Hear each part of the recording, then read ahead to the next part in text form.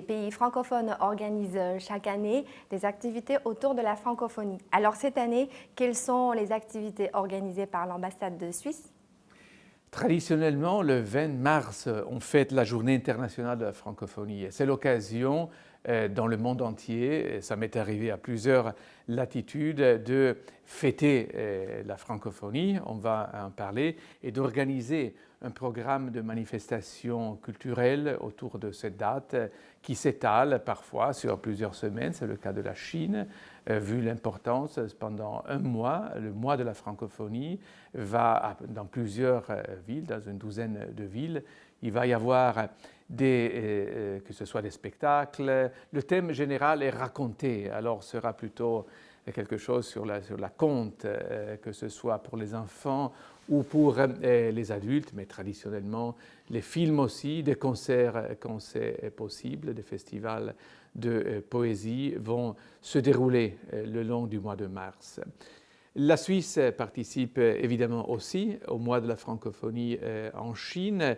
On ne peut pas amener des artistes à cause de la pandémie, mais des formes d'expression artistique comme le cinéma se prêtent beaucoup à voyager facilement, sans difficulté.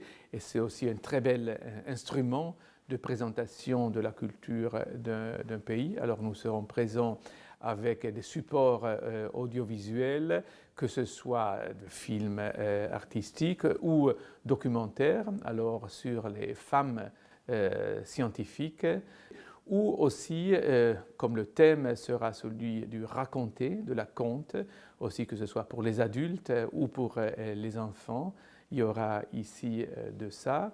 Ce qui me donne, une des intervenantes sera une grande illustratrice pour enfants, Albertine, dont en ce moment, je crois, ou alors si ce n'est pas le cas, ça vient de se conclure, une très belle exposition aussi de ses œuvres au musée de l'université de Tsinghua, ici à Pékin, qui est un très bel bâtiment, très beau bâtiment, dessiné par un architecte suisse de ma région, Mario Botta, mais à l'intérieur duquel aussi de très belles expositions ont lieu, dont une récemment sur l'illustration du livre d'enfants, et Albertine était une des illustratrices les plus proéminentes présentes dans cette exposition, et nous espérons l'amener aussi virtuellement dans le mois de la francophonie.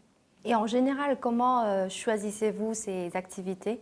Ça dépend de la disponibilité. Je pense pour un pays comme la Chine, l'intérêt et la volonté de s'y rendre est très forte, avec une certaine nostalgie. Nous tous pensons à l'année 2019 où j'ai vu, c'était ma première année en Chine, et j'ai vu arriver vraiment de grands artistes dans le domaine de la musique notamment, disons des stars, que ce soit des orchestres, des directeurs d'orchestre. Il n'y a pas un problème d'attirer les gens vers la Chine en général, les artistes.